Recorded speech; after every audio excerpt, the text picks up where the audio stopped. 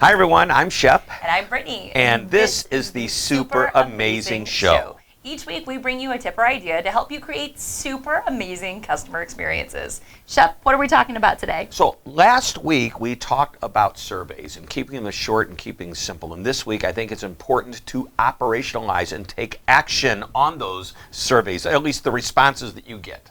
Yes, there's nothing worse than asking your customers for their feedback and then not acting on it, or waiting until the end of the quarter to aggregate it and act on it. So what are some tips that companies can take to quickly disseminate the information to everyone who needs to know it to act on the survey feedback? Well, first of all, number one, we need to get the information and we need to do something with it. And I think it's important that on a regular basis, we share it with the company. It could be a simple email correspondence or inter-email, whatever it's called, with your communication system, where you send it to everybody and let everybody know what's going on. But here's the most important thing I want you to think about.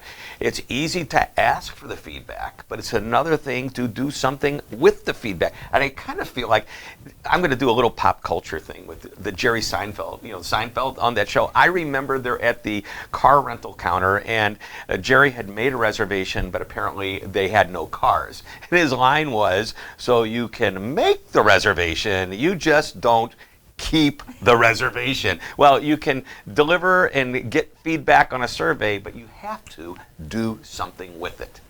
Yes, and I think two easy ideas for doing something with it. If you're watching this with your team in a meeting right now, start every meeting off by reviewing the feedback you've received from your customers in the previous week.